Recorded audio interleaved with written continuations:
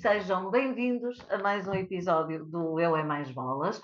Hoje é o episódio número 55 e no mês do nosso primeiro aniversário. Começamos precisamente em novembro de 2024 a ocupar este espaço de podcast com notícias, discussões e reflexões sobre a vida dos altominhotos, opiniões também das várias visões partidárias sobre as soluções a defender para tentar resolver o que vai indo mal pela nossa terra.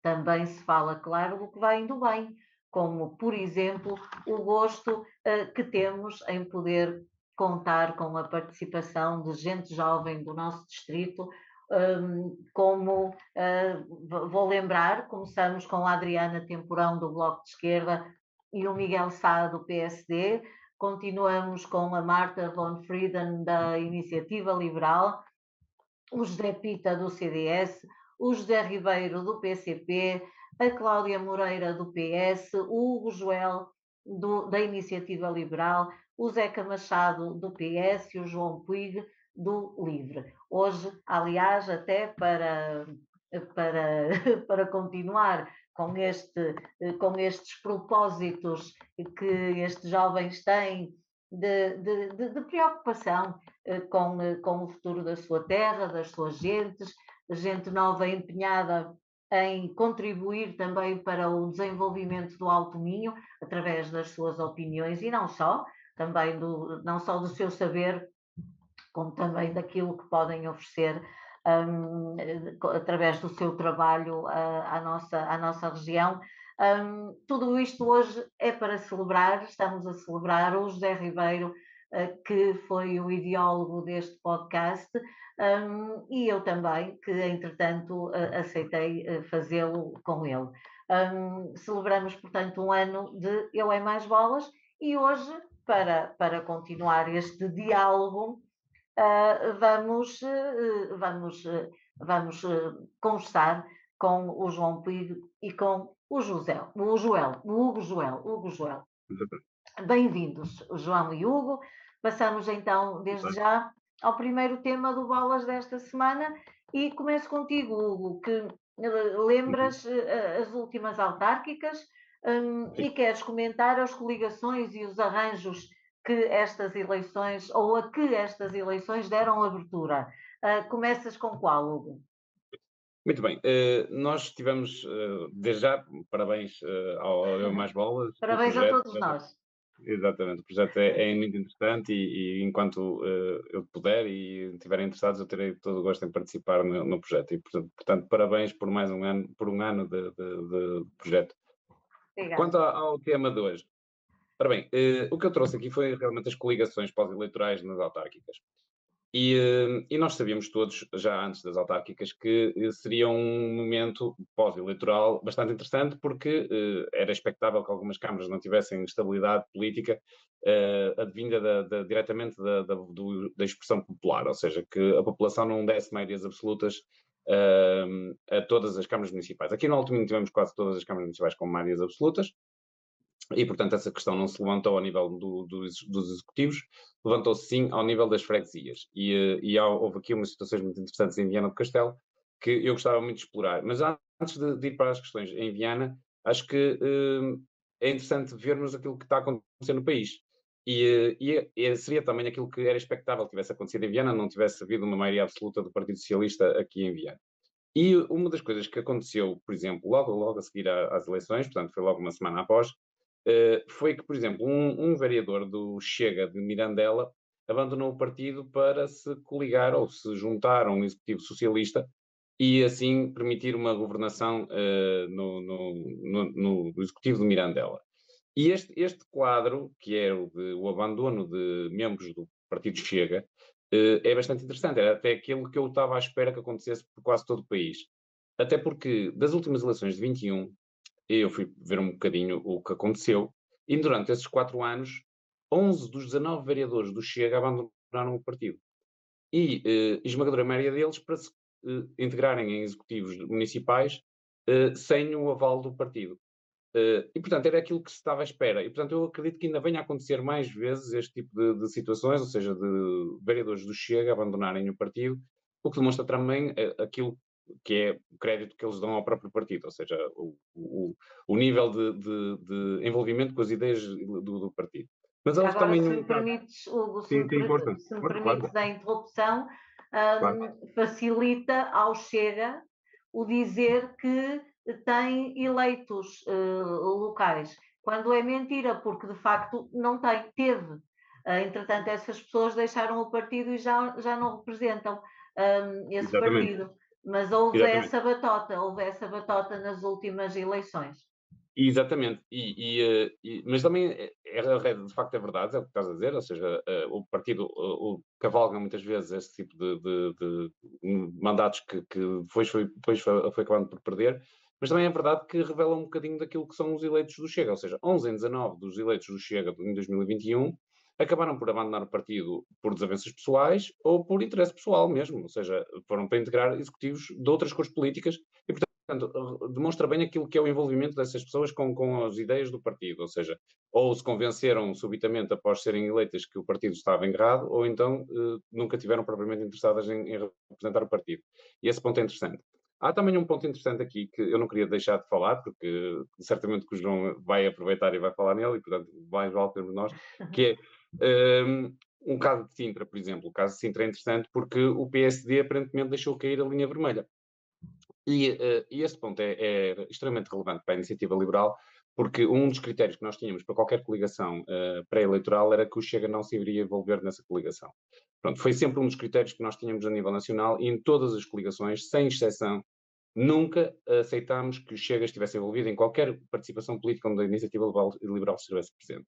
E por isso era expectável a reação do Partido Nacional à coligação local de Sintra, e, portanto, a vereadora da Iniciativa Liberal de Sintra, quando aceitou estar presente nessa coligação, sabia a partir daquilo que iria acontecer. Portanto, não vejo que sejam agora, venha chorar lágrimas de crocodilo, quando sabia perfeitamente aquilo que iria acontecer quando a coligação em que ela estava presente aceitou que o Chega sustentasse aquele executivo. E o segundo ponto interessante nesse caso é que há um ponto diferente entre aquilo que nós vemos a nível nacional, na Assembleia da República, e aquilo que aconteceu em Sintra. Porque uma coisa é, no órgão legislativo, nós permitirmos que o Chega aprove medidas ou que o Chega tenha medidas que sejam aprovadas por outros partidos. Esse em contexto legislativo. Em contexto legislativo, eu consigo entender a presença do Chega, portanto, eles foram eleitos, eles têm esse direito e têm a presença perfeitamente legítima e validarão as propostas que eles entenderem ou chumbarão as propostas que eles entenderem que devem chumbar, representam os cidadãos. Outra coisa é num órgão executivo. E quando passamos para a componente executiva, isso depende sempre daquilo que é a aceitação dos outros do restante Assembleia, daquilo que é a presença do Chega ou não no órgão executivo. E aí, eu tenho muitas dúvidas que os eleitores da Iniciativa Liberal e do PSD, que votaram na Iniciativa Liberal e do PSD, aceitassem que o Chega entrasse no executivo. Se lhes fosse perguntado à partida, vocês aceitariam que o Chega participe nesta coligação? Provavelmente não. Aliás, se o Chega tivesse entrado na coligação com o PSD, provavelmente não teria sido eleito, não teria ganho aquela Câmara Municipal em Sintra. E esse é o ponto essencial, que é serem eleitos para os cargos, para os mandatos, sim. Para o órgão executivo, o campeonato é completamente diferente. E na nossa perspectiva, na Iniciativa Liberal, não há margem para sustentar executivos onde o Chega esteja presente.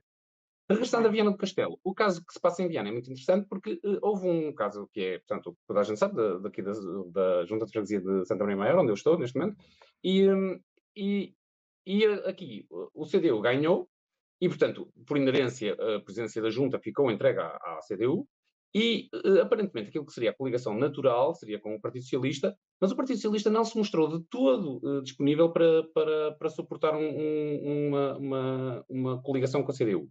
E nestes pontos é que passa a ser interessante, que é tal como aconteceu com o PS em Sintra, que seria aquilo que seria a coligação natural, ou seja, tanto é responsável aquele que procura o apoio do Chega, como aquele que não dá apoio a quem não quer o apoio do Chega, porque obrigam necessariamente a ir à procura do apoio do Chega. Portanto, o Partido Socialista, tanto aqui na Santa Maria Maior, que não suportou o Partido Comunista, que seria a sua coligação natural, e foi aquilo que o Partido Comunista procurou inicialmente, forçou a que o Partido Comunista procurasse o PSD no PSD um apoio que seria antinatural e acabou depois por dar também apoio Dark, retribuindo o favor que o PSD lhe deu aqui na Junta de Freguesia de Viana do Castelo. E em Sintra aconteceu exatamente a mesma coisa, porque o PSD procurou o apoio do PS e aparentemente esse apoio não foi dado. Aquilo que fica depois no meio desta história toda é que aparentemente o PS só aceita dar apoio ou só aceita coligações quando é o PS que está no órgão executivo. E esse é o ponto que eu acho que é fundamental aqui, que é, será que o PS só aceita se for ele a mandar? Só aceita coligar-se quando é mandar? É a primeira vez, Hugo e João, que a CDU faz coligação na Junta de Freguesia de Santa Maria Maior, Monserrate e Miadela, Sim. com o PSD. E tu, João, o que é que achas disto? A união, antes de mais, parabéns ao Eu e Mais Bolas, obviamente. Um, Obrigada, parabéns a todos nós. e então, esta união entre PCP e PSD não é inédita, já havia uma alcunha muito engraçada que era a vodka laranja, que acontecia algumas vezes em algumas autárquicas. É inédita cá em Viana, claramente. Eu acredito que o que tem aqui um ponto de vista interessante, que também acho que é um bocadinho verdade, que o PS, quando não é ele no poder, muda a conversa. Muda até às vezes algumas filosofias políticas deles. E nota-se como se tem notado. E agora, quanto à situação do Chega, que tem sido assim uma situação bastante relevante, os dados que o que está a dizer estão super corretos. Muita gente que é eleita pelo Chega depois torna-se independente ou desfila-se do partido. E também estamos a assistir a um momento do Chega de própria autodestruição interna, não sei se o que é que está a acontecer ou não, mas temos antigos dirigentes deles a acusar que não têm as listas atualizadas de dirigentes, que o partido está ilegal, que é um partido de uma pessoa só, e sinto que agora com as autárquicas vamos começar a ter mais problemas de desfiliação. Um, quando também há casos peculiares de coligações, temos também aqui um exemplo muito forte que aconteceu aqui no Porto, em que um do PS se uniu à AD mais IL, mas Exato. há aqui algum sentido porque é que foi feito, porque o vereador era antes diretor do Museu Municipal eleito pelo Rui Moreira, ou seja, um bocadinho mais à direita, depois juntou-se à lista do Pizarro, não tenho certeza, acho que foi como independente, acho que não estava como do PS, e agora com o Pedro Duarte como novo presidente da Câmara, assumiu como vereador da Cultura este que estava na lista do Pizarro do PS. Por isso, bem, é normal, nas autarquias acontecem assim umas misturas que depois ganham estes nomes engraçados de vodka laranja. O Chega também tenta sempre unir de alguma forma que será bagaço com qualquer coisa, mas penso que por vezes é por interesse das pessoas, por vezes existe aqui um interesse esquisito, e aí concordo que o Partido Socialista, quando não está no poder, está numa posição muito diferente. O que, se fosse pelo interesse das localidades, dos seus munícipes, seria ótimo os partidos entenderem-se, viessem eles da direita, da esquerda, do centro, viessem de onde viessem. O que se passa, entretanto, e o que é mais chocante, é que não é, infelizmente, o interesse dos munícipes que está aqui em jogo. Enfim, passamos ao teu tema agora, João. E bate à porta o teu tema à porta do Hugo. Já que o Hugo é uma personagem da área da saúde, já que o teu tema chama a atenção para as instalações decadentes do Hospital de Ponte Lima, não é? O que é que se passa? Então, a Unidade Local de Saúde de Valdominho, a ULSAM, revelou ter identificado, a passada terça-feira, infiltrações de água em dois gabinetes clínicos e um corredor do Hospital de Ponte Lima, e que já foram até iniciadas medidas para resolver o problema. Infelizmente, não é um problema único, é uma realidade comum em todos os hospitais, como até o Hospital de Viana do Castelo, que passam sempre uma luta com poucos recursos e com infraestruturas fragilizadas com o próprio tempo. Este terremoto que estalou as paredes da saúde tem um nome, que é a Ana Paula Martins. Nós sabemos que o problema de saúde não se resolve de um dia para o outro, não se resolve amanhã, por muito que nós desejássemos isso, mas aqui tem uma certa culpa também o nosso atual Primeiro-Ministro, que deu uma expectativa ao dizer que ia resolver a saúde em 6 meses. E a partir do momento que a Ministra da Saúde iniciou a sua atividade, foi sempre um elemento de instabilidade. Começou a despedir o Fernando Araújo, o antigo diretor do CNS, se não me engano, que penso que todo o setor considerava uma pessoa bastante competente e profissional. Depois demitiu praticamente todas as administrações de hospitais e ainda passamos por 4 diretores do INEM. A equipa de obstetras que vinha e depois não veio, a greve do INEM que, se existissem mortes, a ministra se iria responsabilizar e que vimos que não aconteceu, e ainda a ministra que nunca se responsabiliza e responsabiliza outros dentro das próprias estruturas do CNS, gerando ainda mais uma instabilidade constante. Agora, esta situação que aconteceu há pouco tempo, da mãe e do bebé que morreram, e que a ministra chega ao Parlamento na sexta-feira, dia 31 de outubro, com uma resposta muito clara. Isto aconteceu porque a grávida chegou a Portugal, a sua defesa estava situada e apontando a culpa para a vítima, que isto acontece porque com pessoas que chegam agora a Portugal, que não têm dinheiro para o privado, que é muito preocupante uma ministra da Saúde responsabilizar uma pessoa que não tem dinheiro para ir ao privado, quando ir ao privado deve ser uma escolha da pessoa e não uma forma de ser salva. O que mostra ainda uma falta de empatia e uma falta de noção até como funciona o próprio Serviço Nacional de Saúde. A parte mais insólita deste pensamento da ministra é que foi preparado. Isto não foi uma frase infeliz que lhe surgiu na cabeça, assim de última hora, não. Isto foi lido no Parlamento, de uma folha que veio preparada de casa, mostrando que a Ministra da Saúde, em vez de assumir que iria ver o que falhou, lamentava o que tinha acontecido. Culpou a vítima de características que ela não tinha, o guião do turismo de saúde e técnica da extrema-direita, de qualquer coisa, a culpa é por ser imigrante. Depois destes problemas, vemos um anúncio de cortes para o CNS, e eu até consigo compreender alguns cortes, se forem justificados, se as medidas são eficazes, se é uma proposta que justifica até a redução, que é o caso de uma redução de 10%. O que acho que é insustentável, porque vejo que o maior problema que está a substituir as despesas perante, peço desculpa, que está a substituir as despesas perante a contratação externa, isso é mais caro. Medidas que já vem o tempo de António Costa, não vamos tirar isso daí, mas tem vindo a piorar com o tempo. Que é o caso dos tarefeiros, que também têm tido um peso muito importante no Serviço Nacional de Saúde. Há aqui uma diferença muito grande. Em 2014 havia cerca de 1.400 tarefeiros, hoje há cerca de 4.000, se não me engano. Estou a dizer números em média, não estou a dizer números muito finais. Em 2014 gastamos cerca de 70 milhões para o serviço de tarefeiros. Este ano, em apenas 8 meses, já gastamos 174 milhões. Ainda vai subir o valor porque ainda não fechamos o ano. Só em médicos tarefeiros fizeram 3,7 milhões de horas no Serviço Nacional de Saúde no último ano.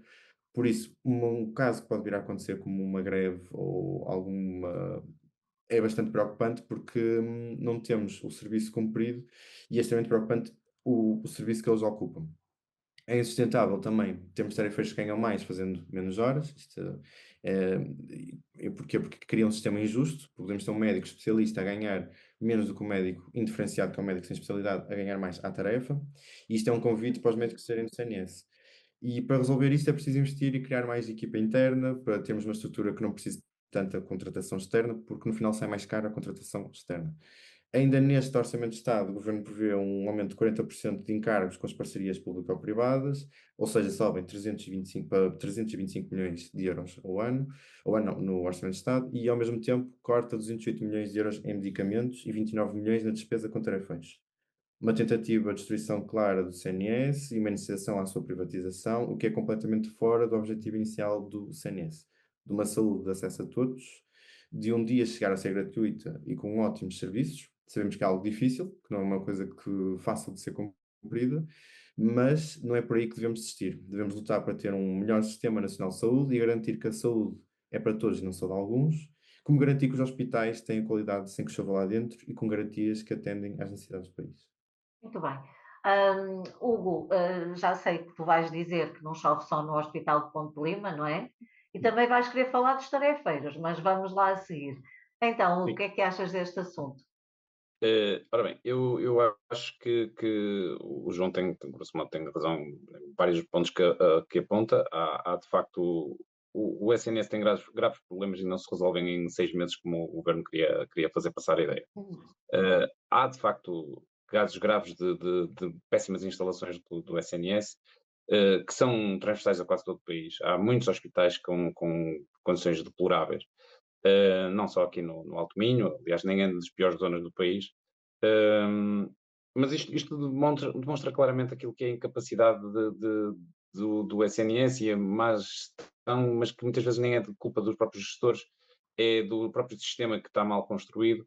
E repare-se uma coisa, que é, uma das funções essenciais de uma organização é tentar fazer a substituição de capital fixo, ou seja, a renovação da sua estrutura, a manutenção da estrutura. Qualquer empresa, quando é constituída, não é? Há um investimento inicial e depois há uma manutenção mínima e essencial ao funcionamento da empresa ou até a renovação. E assumindo que, no caso dos hospitais públicos, não têm objetivos de crescimento, ou seja, de expansão, mas a maioria das empresas tem. E as empresas têm de fazer um desvio de fundos, ou seja, um- um- um pé de meia, construir uma reserva de capital que permita fazer esse tipo de crescimento, chama-se o investimento de capital fixo, mas que, por exemplo, no SNS não existe. Todas as receitas do SNS são destinadas à despesa corrente dos serviços. E não há esse pensamento para o futuro, de manutenção dos equipamentos. E a verdade é que aquilo que nós estamos a assistir neste momento foi porque o governo fez uma série de promessas para os profissionais de saúde, de aumentos salariais, que claramente eram inviáveis para aquilo que era o orçamento da saúde nos próximos anos. E agora tem de, supostamente, aquilo que foi dito na reunião, na tal famosa reunião com as administrações hospitalares, é que teriam de cortar 10% de gastos para acomodar os aumentos salariais que estavam prometidos para 26 e 27. E a questão aqui é que nós já estamos há mais de 20, 30 anos com problemas gravíssimos na saúde. Toda a gente conhece estes casos de urgências sobrelotadas, de sistemas que não funcionam, e a verdade é que fomos contratando tarefeiros para tentar dar resposta, e neste momento nós estamos numa situação que qualquer ponto onde se vá cortar, vai haver sempre uma classe que vai responder de forma agressiva. Ou seja, não há soluções fáceis para o problema na saúde. A Iniciativa Liberal tem a sua proposta, que já foi debatida nas legislativas.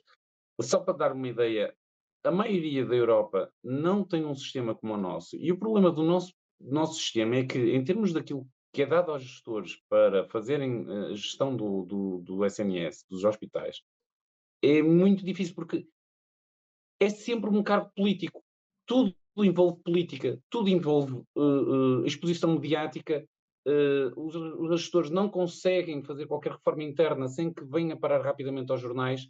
E as ordens profissionais e os sindicatos têm já em Portugal conseguiram adquirir uma capacidade, uma destreza de gestão pública e mediática que impede muitas vezes reformas significativas no sistema. Portanto, não vejo que o problema venha a ser resolvido no futuro de forma simples, e a tendência vai ser para piorar ainda mais no futuro. E esta questão dos tarefeiros, que eu não sei, eu posso falar já na questão dos tarefeiros Sim, se agora, faz favor, eu-te mesmo dizer, se é mesmo quiseres, para entretanto, acabar, que introduzir é, o Ora Bolas. se os tarefeiros avançarem de facto para esta possível greve, é algo que nós nunca vimos no SNS. Mesmo aquilo que aconteceu no passado dos médicos do quadro recusarem-se a fazer horas extras, era uma situação extremamente complicada, porque não era um processo de greve convencional, ou seja, não havia serviços mínimos e o quadro precisa, e os hospitais precisam das horas extras dos médicos do quadro, mas os tarefeiros simplesmente pararem significa que as urgências param mesmo, não é sequer uma questão de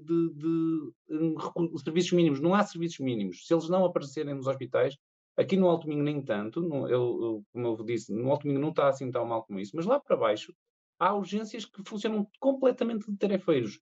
E se os tarefeiros não aparecerem ao serviço, simplesmente não abrem as urgências. É que não há sequer um médico lá dentro para atender ninguém.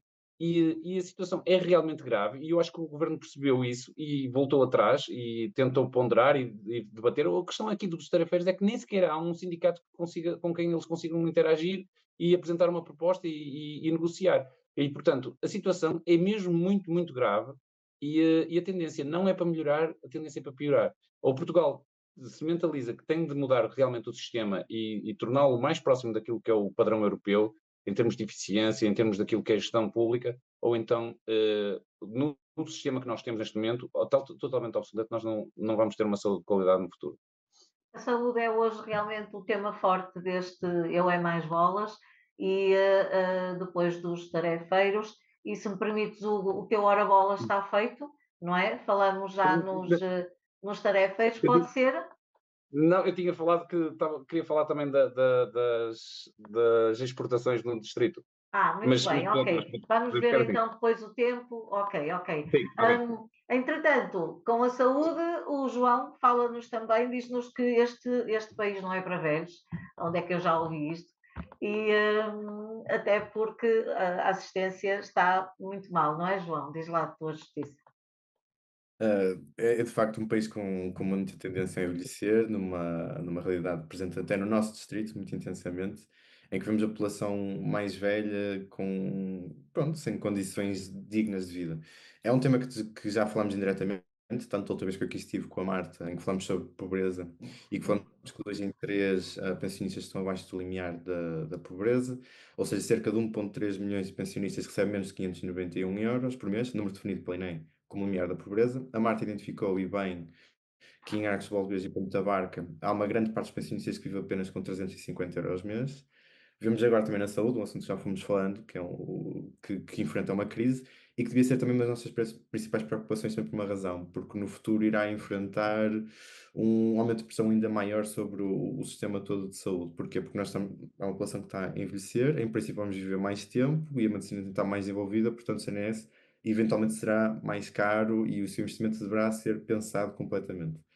Aqui também começamos a perceber que as medidas que se tomam estão também interligadas à qualidade de vida destas pessoas. Se num orçamento estamos a cortar na saúde, terá um reflexo de qualidade de vida direta. Como, por exemplo, o corte da medicação dos 208 milhões de euros, que irá impactar a vida da população mais velha. Como, por exemplo, também quando se aprova a lei da imigração, que dificulta a vida de tantos que nos ajudaram e que, em vez de diabilizar a imigração e dificultar a sua entrada ou regularização, o governo deveria reconhecer e agradecer o contributo dos imigrantes para o crescimento económico, para o equilíbrio de contas públicas e para a vitalidade demográfica do país. De acordo com o Jornal de Negócios, acabar com a imigração obrigaria a carga fiscal a subir de 3,5,2% para 4,3,1%, ou seja, cada contribuinte teria que pagar mais 1.700 euros por ano. Claro que isto é um caso extremo, seria se eliminássemos a imigração como está atualmente. Os imigrantes compensam quase todo o custo do envelhecimento, seja em pensões ou em apoios. Também não vamos esquecer que a subida dos preços alimentares, das idas ao supermercado, que têm sofrido com a inflação, deve ser dos elementos que têm sofrido mais com a inflação. Entre 2020 e 2024, os preços subiram 34%. Um estudo publicado em julho deste ano por uma equipa internacional que analisaram a variação dos preços de 18 países entre 2022 e 2024. Claro que existem alguns elementos da parte da guerra com a Ucrânia, mas concluiu que os picos dos preços estiveram associados a fenómenos de extremo calor, de seca, de precipitação intensa, de vários dos quais estão extremos que ultrapassaram todos os precedentes históricos em 2020, até 2020. Estes fenómenos de extremo calor, aproveita a situação também, que também que os idosos onde são os que sofrem mais, que estão vulneráveis por desidratação, exaustão de calor e até problemas cardíacos e derrames, sendo crucial tomar precauções, que têm sido poucas, que são precauções que podem ser tomadas a nível local como a nível nacional. Porque as cidades que se focam com o número de sombras, não se focam com o número de bancos para descansar, com os corredores verdes que estão comprovados em ajudar a diminuir as temperaturas das nossas cidades. Tanto desta população que vive também em casas sem condições, com problemas de infiltrações, umidade, que prejudica muito fortemente a sua saúde e que não se consegue aquecer no inverno. Como já se propôs, a Casa 3C, Conforto e Clima, uma espécie de luta para também pensar nas pessoas que com mais dificuldade vivem. E agora eu também tento pensar que apenas com 350 euros mês e eles enfrentam estas dificuldades todas, e por vezes vivem em isolamento, com vergonhas até das dificuldades que têm e que tentam até esconder com alguma vergonha porque não se querem tornar uma responsabilidade das suas próprias famílias. E isto também a ver numa altura em que o preço das casas chegou esta semana pela primeira vez aos 2.000 euros por metro quadrado, foi um recorde, e com os preços de rendas que dificultam as necessidades da população em viver em casas mais dignas e a casas até que respondam às necessidades de mobilidade que alguns destes idosos precisam. Não é este o futuro que vemos para Portugal, nem para quem cá vive e para quem já deu tanto por nós e ao país. Onde está a dignidade neste tipo de sistema e a forma como é que está a funcionar e onde é que está a dignidade que as pessoas merecem. É necessário aumentar as pensões, mais baixar e assumir um valor mínimo de pensão, porque 350 euros não é digno de todo. No livro, imaginamos um dia até chegar a um valor de pensão ser igual a um valor de um salário mínimo, claro que isto com uma certa progressão não seria imediato, porque uma pessoa precisa ter uma vida digna, independente, e muitos destes problemas ainda têm que ser resolvidos, mas não serão certamente por um governo de colaboração à direita. Muito bem. Hugo, e o teu ora bolas, então? Que nos trazes? Sim, eu queria só responder aqui ao que o João estava a dizer, porque hoje vão misturar aqui duas coisas que são realmente situações graves, mas que não podem ser misturadas, que é misturar o envelhecimento da população com a questão da imigração. E de facto, toda a gente sabe que a população mais velha em Portugal, muitas dessas pessoas viveram carreiras contributivas num período em que não havia contribuição para a segurança social e, portanto, têm rendimentos hoje em dia que não são contributivos, ou seja, eles vivem de uma pensão de subsistência que foi criada depois para ajudar estas pessoas. Mas a questão aqui é, dizer que os imigrantes hoje em dia vão contribuir para resolver estes problemas da segurança social atual, é esquecer que estes imigrantes que estão a contribuir para a nossa segurança social e bem, e é bom que venham muitos e que contribuam de facto, mas eles vão ter de receber pensões futuras. Portanto, se o João diz que este país não é para velhos, também não é para novos, porque aquilo que nós estamos a fazer, grosso modo, é resolver os problemas do futuro com dinheiro que está a ser gasto hoje. Porque a União Europeia já veio dizer que o cidadão comum, o trabalhador que entra agora na carreira contributiva em Portugal, neste momento, em 2050 irá receber 39% daquilo que é o último salário. E, portanto, o João estava a dizer, por exemplo, que recebem agora 350 euros por mês, mas eu imagino que é um trabalhador que ganha hoje 1000 euros por mês receber 390, sendo uma pensão contributiva, e não apenas uma pensão de colaboração solidária social, ou seja, que a pensão que a pessoa trabalhou toda a vida para receber, se ganhar 1000 euros por mês, terá 390 euros. E, portanto, aquilo que nós temos vindo a falar, nós, no nosso, na política nacional, por exemplo, de aumentos sucessivos extraordinários de pensões, esses aumentos sucessivos e extraordinários, para além daquilo que é o fator de atualização normal, e por ser normal é suposto manter a estabilidade e a sustentabilidade da segurança social, se fazendo aumentos extraordinários, estamos a retirar essa sustentabilidade. Portanto, nós estamos a pagar agora aquilo que se deveria guardar para pagar no futuro. E isso significa que, tudo bem, o país não é para jovens, não é para velhos, porque realmente não permite um nível de vida mínimo para os mais velhos que não contribuíram para um sistema de segurança social, mas também não é para novos, que apesar de contribuírem para um sistema de segurança social, também não vão ter uma reforma no futuro. Portanto, também é preciso ser justo e dizer que aquilo que nós estamos a fazer é estragar o futuro das gerações atuais. Pronto. É assim, o melhor é o país puxar para balanço e a ver se resolvemos isto de uma vez por todas, velhos e novos.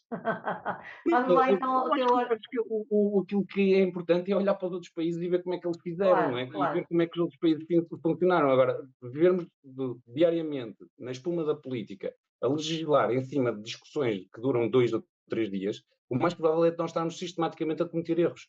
E esse é o problema. Nunca pensamos em nada, tomamos decisões em cima do joelho. Pronto, vamos lá, senão o tempo... Mais uma vez, aquilo que eu estava a dizer, que é planear. Ora bem, nós na semana passada estivemos a falar sobre precisamente esta questão de planear o futuro e que a imigração cresceu muito e provavelmente vai continuar a crescer, e eu fui buscar os dados das exportações deste ano, e os dados das exportações deste ano dizem-nos que as exportações no alto domínio continuaram a crescer, apesar de ter baixado o ritmo, é verdade, que crescem a 2, 3% este ano, mas isto estamos a falar num ano em que as exportações a nível nacional provavelmente irão reduzir-se. E neste contexto de crescimento das exportações, ou seja, crescimento das exportações de bens no alto Minho, o mais provável é que a mão de obra vai continuar a ser necessária e, portanto, continuamos com níveis de imigração que vão continuar a apresentar-se. E os dados que o João estava a falar, de que continuam a crescer o valor médio das habitações, que a inflação não para de subir, com esta pressão do lado de procura, é normal que continue. Se nós não planearmos esta nossa região e não prepararmos, não haver nova habitação, continuamos a ver fábricas a abrir no Alto Minho, não vemos novas habitações, novos focos a serem construídos, a tendência vai ser sempre para inflacionarmos o mercado, porque há procura, estamos a trazer pessoas para cá, procuram bens e serviços, mas não há oferta a ser-lhes proporcionada. Portanto, aquilo que nós vamos fazer no futuro é continuar a inflacionar o nosso Alto Minho. E a tendência será para criar cada vez mais estes conflitos que nós não queremos, mas que quando a procura tem de ser racionada, tem de ser condicionada e tem de ser muito fortemente condicionada pela subida dos preços, acabam por surgir. Muito bem. Algum comentário, João? Não, concordo. Acho que a única coisa que não devemos concordar é a forma como é que se cresce a habitação, mas isso pode ficar para outro episódio. Muito bem. Então vamos já no final, mas sem stress, temos tempo, afinal, vamos falar sobre ou saber das vossas sugestões culturais. João, diz lá o que nos mandas daí do teu lado. Hoje trago duas até. Ah, é? Então, Pronto, muito bem. então, vai haver dia 15 de novembro no Teatro Diogo Bernardes, em Ponte de Lima, o La Vontade de um Corpo. É o segundo quadro tríptico do Corpo e a Vontade do Ser, criado por Maura Morales e Mikio Vorgard, espero estar a dizer isto bem, para a Intransitia, mas no site vão ter a informação toda, que basicamente é uma base na obra de Schopenhauer, O Mundo com Vontade de Representação, onde trabalharam sobre a importância da estética e a arte como uma forma de transcrever a vontade, segundo Schopenhauer, o arte pode ser a única forma de salvar a existência. Aconselho bastante, Ponte de Lima, uma bela peça de teatro com performance. E também aconselho, na próxima quarta-feira, dia 12 de novembro, o Jorge Pinto, candidato às presidenciais, vai estar em Viana do Castelo, num encontro descontraído às 10h30 no Centro de Dia Graça, e depois no Café Manuel Natário, para quem quiser conhecer e para conhecer as suas motivações e as suas ideias. Muito bem. Hugo, não nos vais Então, dizer que o Coutinho de Figueiredo também vem a Viana? não, ele já esteve nas festas da Agonia, nas festas nas feiras novas, portanto já passou por aqui em contexto cultural, há de passar novamente no contexto de campanha, não duvido. A minha proposta é bastante mais popular, ou seja, é muito mais massiva do que a proposta do João para a cultura de massas, mas é de um cantor que tem vindo a fazer, atravessou todo o caminho, e principalmente num ponto que eu gosto, já que temos tempo para falar sobre isso, que eu gosto muito, que é um cantor português a cantar em português músicas muitas vezes tradicionais portuguesas, já também a usar muitas vezes o cancioneiro nacional em vários momentos, Mas e a sempre cantar grandes sucessos. sempre grandes sucessos e a fazer, é um cantautor, no fundo, acaba por ser um cantautor, ou seja, compõe e escreve as suas próprias músicas, e faz já, parece que foi ontem, mas faz já 20 anos de carreira, vai passar em Viana do Castelo, dia 6 de dezembro, Miguel Araújo, com a sua turnê de celebração dos 20 anos de carreira, um músico que é bastante simples, é uma pessoa bastante acessível e bastante simples, e que vai passar em Viana do Castelo a celebrar os seus 20 anos de carreira no Centro Cultural de Viana do Castelo. Eu recomendo a toda a gente porque eu gosto muito dos concertos dele. É, eu também. Pronto, muito bem, mas também gosto muito de teatro, João, e não tenciono faltar. Por hoje está feito este Eu é Mais Bolas, um ano depois, tal como eu disse. Vamos ficar, portanto, por aqui. Foi o episódio 55. Voltamos para a semana. Obrigada, João, e obrigada, Hugo. Obrigado. Até lá. Fiquem bem.